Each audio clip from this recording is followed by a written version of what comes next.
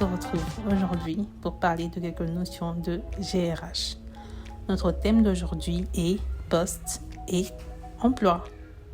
D'abord, on doit trouver la différence entre un poste, une fonction, une activité, une tâche et un emploi. Un poste est une position spécifique dans une organisation qui est occupée par une personne à un moment donné. Par exemple, le poste de responsable de vente, le poste de comptable, le poste de manager. Une fonction est un ensemble des tâches ou d'activités qui sont regroupées en raison de leur nature similaire et qui sont nécessaires pour atteindre un objectif spécifique de l'organisation. Par exemple, on a la fonction de vente, la fonction de finance et la fonction de marketing. Une activité, c'est une fonction ou un comportement qui est effectué pour accomplir une tâche ou une fonction spécifique.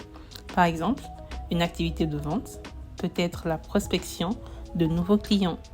Une action spécifique à accomplir pour atteindre un objectif spécifique. Par exemple, la tâche de rédiger un rapport, la tâche de répondre au courrier.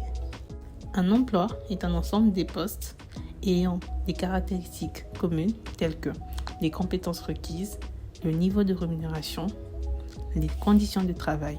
Par exemple, nous avons les emplois dans le domaine de la finance, les emplois dans le domaine de la santé, ainsi que dans le domaine juridique.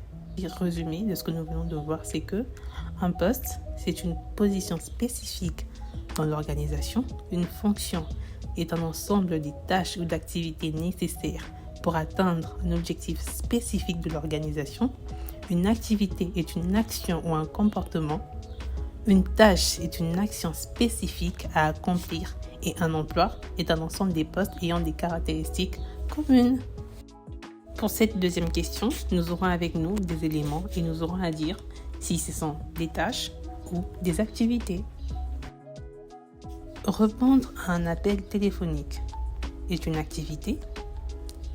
Appuyer sur le bouton du téléphone est une tâche. Saluer l'interlocuteur est une activité. Nommer le service est une activité. Écouter la demande est une activité. Acheminer l'appel est une tâche. Dans cette troisième partie, nous aurons à illustrer par un exemple le questionnaire de description de poste. Pour cet exemple, nous avons pris le poste de responsable des ressources humaines. Commençons. Titre du poste. Responsable de ressources humaines. Les titulaires du poste rendra compte directement au directeur général. 2. Description du poste. Élaboration et mise en œuvre d'une stratégie de ressources humaines pour l'ensemble de l'entreprise. Recrutement, sélection et intégration des nouveaux employés. Gestion des dossiers des emplois, y compris les avantages sociaux, les salaires et les congés payés. Planification et coordination des programmes de formation et de développement pour les employés. Gestion des relations avec les employés, y compris la résolution des conflits et la médiation entre les employés et la direction. Élaboration et mise en œuvre des politiques et de procédures des ressources humaines conformément aux lois et aux pratiques exemplaires de l'industrie. Supervision et gestion de l'équipe de ressources humaines. Qualifications requises. Diplôme universitaire dans un domaine connexe comme les ressources humaines, la psychologie organisationnelle ou la gestion des affaires. Expérience de travail dans un poste de responsabilité en ressources humaines. Connaissance approfondie des lois et des réglementations en matière de ressources humaines. Capacité à communiquer efficacement avec les employés, la direction et les parties prenantes externes. Compétences en gestion de projet et en résolution des problèmes. Capacité à travailler sous pression et à respecter des délais serrés. 4. Conditions de travail.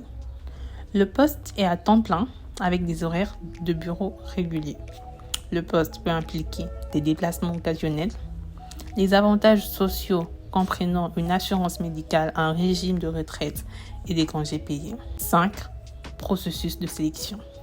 Les candidats seront évalués en fonction de leurs expériences, de leurs qualifications et de leurs compétences.